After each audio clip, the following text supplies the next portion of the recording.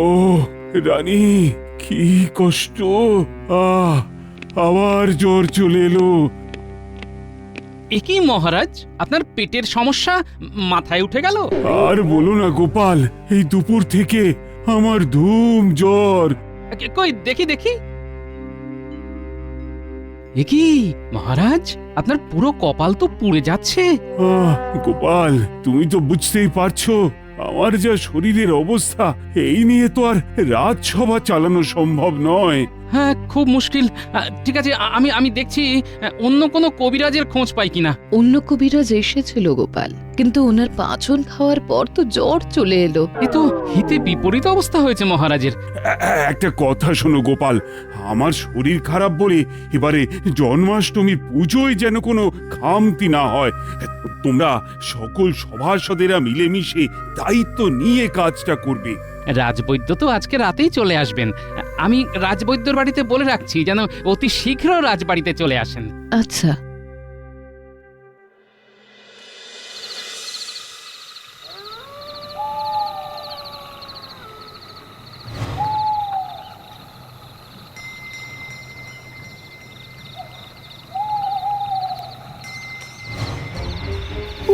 কখন থেকে দাঁড়িয়ে আছি, এত লোক চলে গেল, বৈদ্যর দেখা নেই। ওই তো রাজবৈদ্য। কু কু কু কু কু কু। হ্যাঁ, কি রে বাবা, ভাদ্র মাসে কোকিল ডাকছে, তাও আবার এই রাতের বেলা। কদিন কৃষ্ণনগরে ছিলাম না, তার মধ্যে এত পরিবর্তন।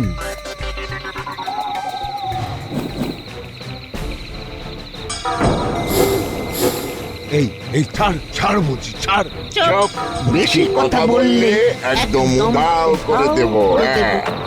ওরে বাবা রে!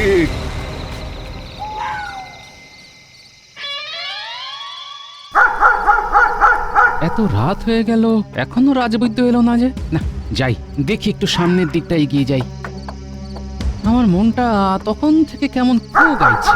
এত রাত হয়ে গেল, এখনো রাজবৈদ্যর দেখা নেই। আরে আরে, এ তো দেখে মনে হচ্ছে রাজবৈদ্যর থলে। আরে, এই তো বিভিন্ন পাচনের শিশি। তার মানে নিশ্চয়ই রাজবৈদ্য আশেপাশেই কোথাও একটা রয়েছেন। উফ, সারা রাত খুঁজলাম, কোথাও রাজবৈদ্যকে দেখতে পেলাম না। না, যাই, ব্যাপারটা মহারাজের কাছে জানাই গিয়ে।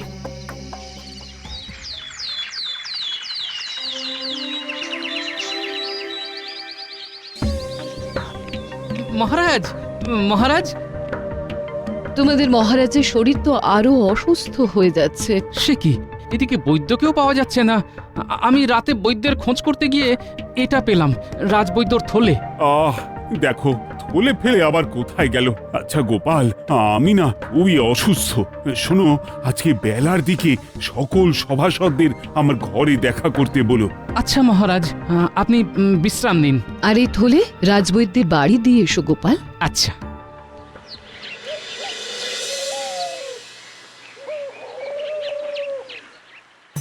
শোনো, তোমাদের উদ্দেশ্যে একটা কথা বলি। আমার শরীরের যা অবস্থা, তাতে কখন কি হয় সেটা তো আমি জানি না। ভবিষ্যতের কথা চিন্তা করে আমি যতদিন না সুস্থ হচ্ছি, ততদিন আমার রাজত্বের দেখভাল মন্ত্রী করবে। এই নাও মুক্তারনামা। যথা আজ্ঞা মহারাজ, আমি নিপুণ হাতে সব বুঝে নেব। উফ, কি মজা, আমি এখন রাজা। মহারাজ, বলছিলাম যে কদিন পরেই তো জন্মাষ্টমী। রাজবাড়িতে প্রত্যেক বছরের মতো এবারেও তো পুজো হবে। ওই সেই পুজোতে কার কার কি দায়িত্ব থাকবে একটু যদি বলে দেন।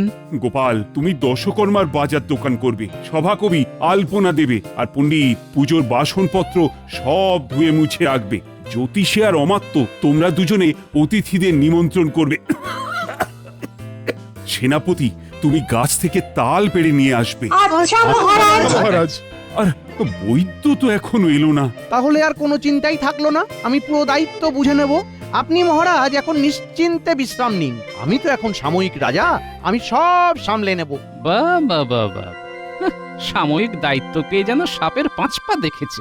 যেহেতু জন্মাষ্টমীর পুজোর আর বেশি দেরি নেই, তাই তোমরা আজ থেকেই কাজ শুরু করে দাও। আর আজকে সন্ধ্যেবেলার মধ্যে বাইরের কাজ মিটিয়ে আমার সাথে রাজবাড়ির ঠাকুর দালানে দেখা করো, কেমন?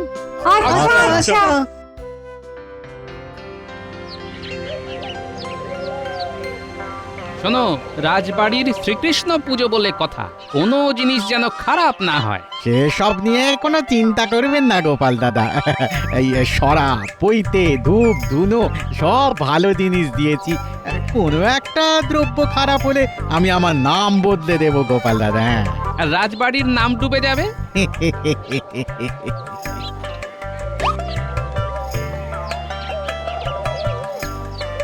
ব্যাস, মোটামুটি কাছাকাছি সকল গ্রামবাসীদেরকেই নিমন্ত্রণ করা হয়ে গেল।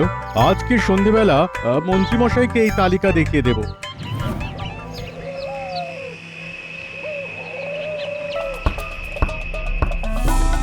হে ঠাকুর, হে ভগবান শ্রীকৃষ্ণ, আমাকে এখান থেকে বের করো, উদ্ধার করো ঠাকুর, উদ্ধার করো। কি কুক্ষণে যে এই জঙ্গলের রাস্তা দিয়ে ফিরতে গেলাম কে জানে।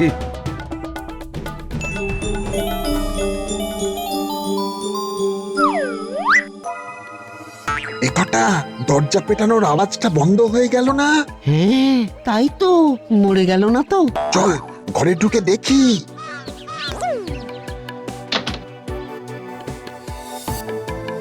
কোথায় রাজবৈদ্য, কোথায়?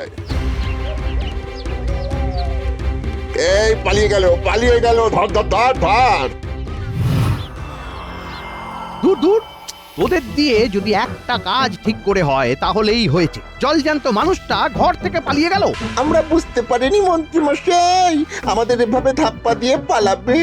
এবার তো মহারাজের কাছে গিয়ে সব গড় গড় করে বলে দিক, মহারাজকে ওষুধ দিক, আর আমার সব পরিকল্পনা চৌপাট হয়ে যাক।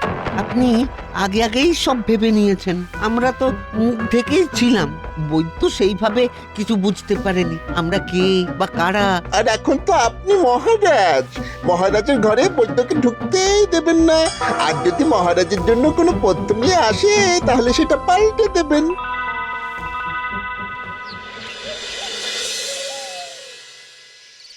যাই গিয়ে দেখি বৈদ্য ফিরল কিনা।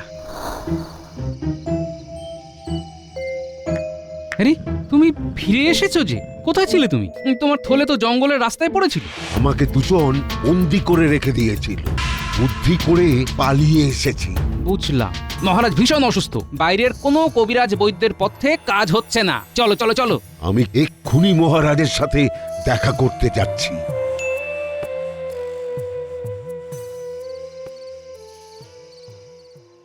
কই দেখি গোপাল, তুমি কিরকম দশকর্মার বাজার করেছো? কি গোপাল, এক একটা পাটকাঠি এক এক মাপের কেন? কোনোটা একটু সরু, কোনোটা একটু মোটা। আগে পাটকাঠি তো এরকমই হয় মন্ত্রী মশাই। না না না, আমি ভেবেছিলাম সব কটা পাটকাঠি সমান মাপের হবে। যাও, তোমার চাকরি গেল। কালকে থেকে তুমি আর এই রাজবাড়ির সভাসদ নও, কেমন? এ কি কথা বলছেন মন্ত্রী মশাই? আমার চাকরি কেড়ে নেওয়ার আপনি কে? হ্যাঁ, এখন আমি রাজা। বেরিয়ে যাও।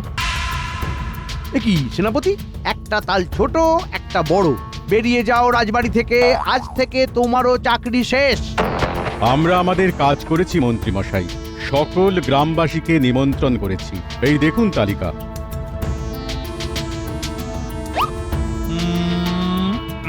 হ্যাঁ, সে তো বুঝলাম, কিন্তু এই তালিকায় তো আমার নাম নেই। শুধু নাম বলে না, আমি এই রাজ্যের রাজা। এ কি, আপনাকে নিমন্ত্রণ করার কোনো মানে হয়? আপনি তো এমনিতেই আছেন। ওসব এমনি অমনি বুঝি না। তোমাদেরও চাকরি গেল। শুধু তাই নয়, আমি আর কোনো পুরনো অপদার্থ রাজসভাসদদের নিয়ে কাজ করতে পারবো না। তোমাদের সবার ছুটি। আপনার অবর্তমানে মহারাজের কি অবস্থা হয়েছে দেখুন রাজবৈদ্য মশাই। একদম চিন্তা করবেন না রানীমা, আমি কালকে সকাল সকাল পাচন নিয়ে আসবো। কালকে বিকালের মধ্যে সুস্থ হয়ে যাবেন। তাই তাই করো বৈদ্য, তাই করো।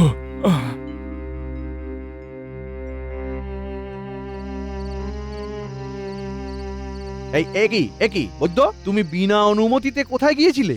মহারাজের সাথে দেখা করবার জন্য আবার কিসের অনুমতি লাগবে?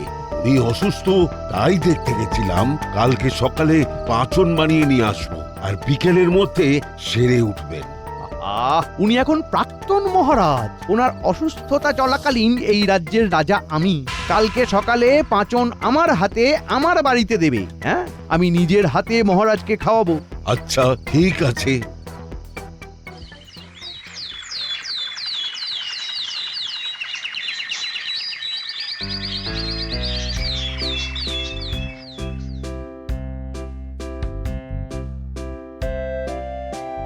এই নিন মন্ত্রী মশাই, আমার বানানো অব্যর্থ পাঁচন। ঠিক আছে, ঠিক আছে।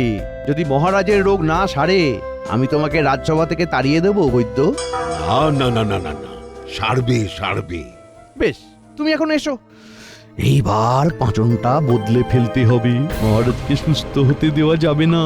যতদিন অসুস্থ ততদিনই আমি রাজা।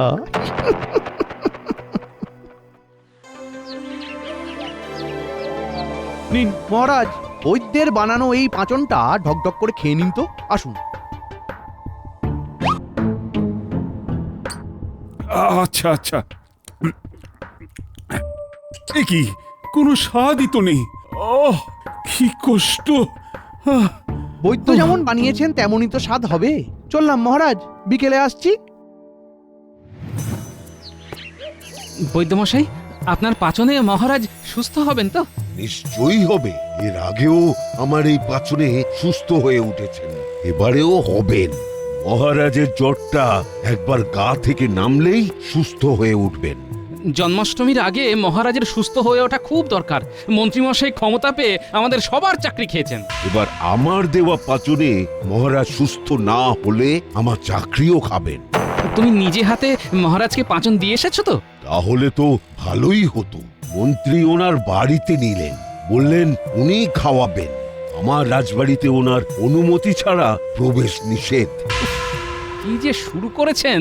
চলো, বিকেলে আমরা রাজবাড়িতে একবার খোঁজ নিতে যাব। চলো। বেশ।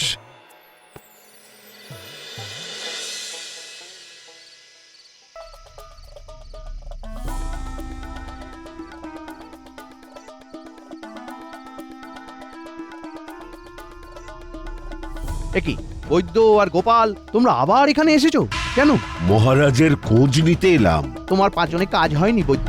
তোমার রাজসভার চাকরি শেষ। না না, এ হতে পারে না। এটাই হয়েছে। বেরিয়ে যাও।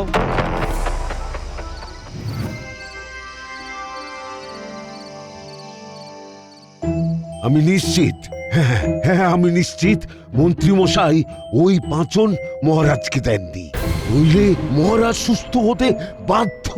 আমরা রাজবাড়িতে ঢুকতে পারবো না, এদিকে পাচনও খাওয়াতে হবে।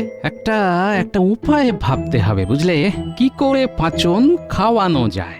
এই পাঁচন অব্যর্থ পাচন, এক ফোঁটা খেলেও মহারাজ সুস্থ হবেন। কোনো খাবারে মেশাতেও হবে না, পাচন মহারাজ নিজে হাতে খাবেন। এর জন্য চাই একটা বই আর একজন লেখক। লেখক তো আমাদের কবি আছে। শোনো, তুমি তোমার জড়িবুটি গুঁড়ো করে আমার কাছে নিয়ে এসো। আমি কবির সাথে কথা বলে বাকি ব্যবস্থা করছি। আচ্ছা।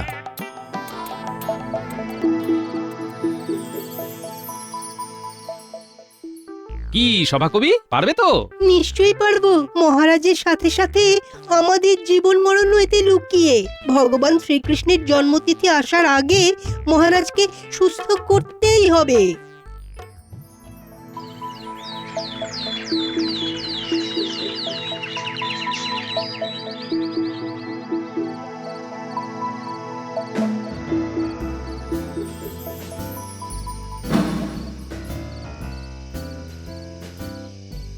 একি সভাকবি, আপনি কি করছেন? আমি মহারাজের সাথে দেখা করতে এলাম। মহারাজের তো মরমর অবস্থা, তাই ওনাকে শেষকালে কিছু কবিতা শোনাবো। রাজবাড়ি ঢোকা নিষেধ, মন্ত্রী মশাই বলে দিয়েছেন।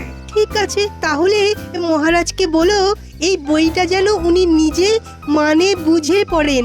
ওনার যা অবস্থা, উনি তো আর থাকবেন না, তাই ওনার জন্য এই শেষ উপহার। বেশ।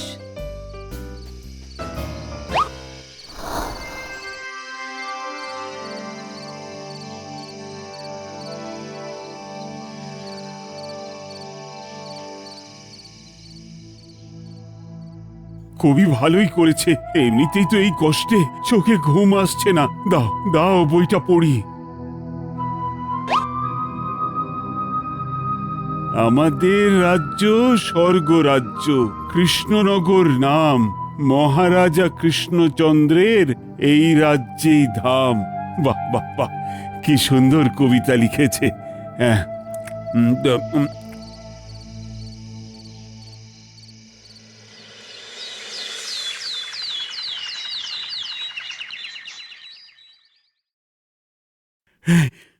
ও রানী, রানী,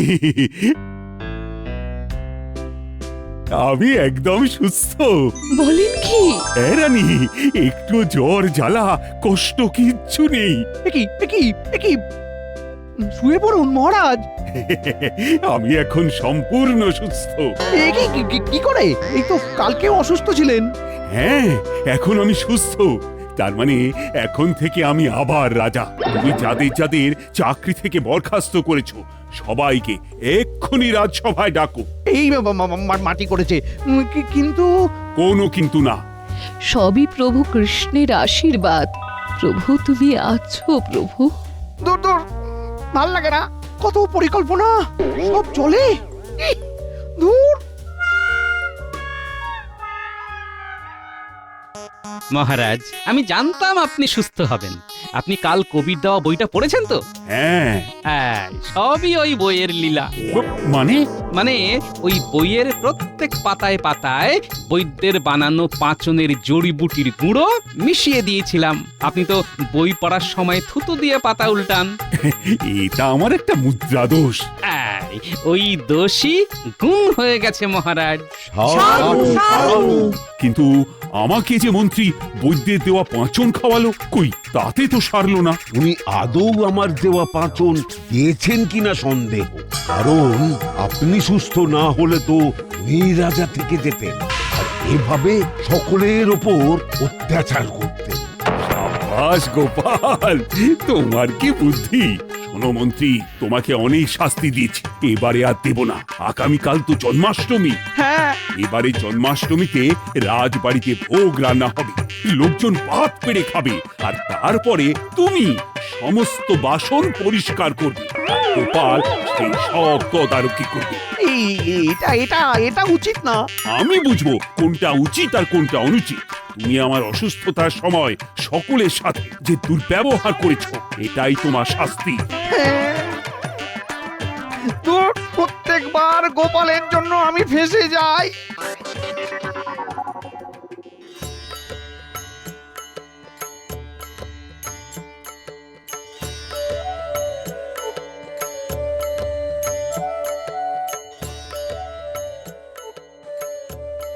জোর হাত করে বলুন, জয় শ্রীকৃষ্ণ। হে কৃষ্ণ করুণা সিন্ধু, তুমি সকলের কল্যাণ করো, অধর্মের বিনাশ করো। জয় জয় কৃষ্ণ।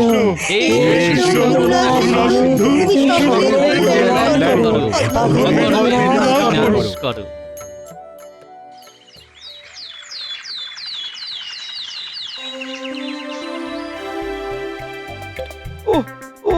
দূর দূর দূর, ইস, পুরো জীবনটা কালি হয়ে গেল।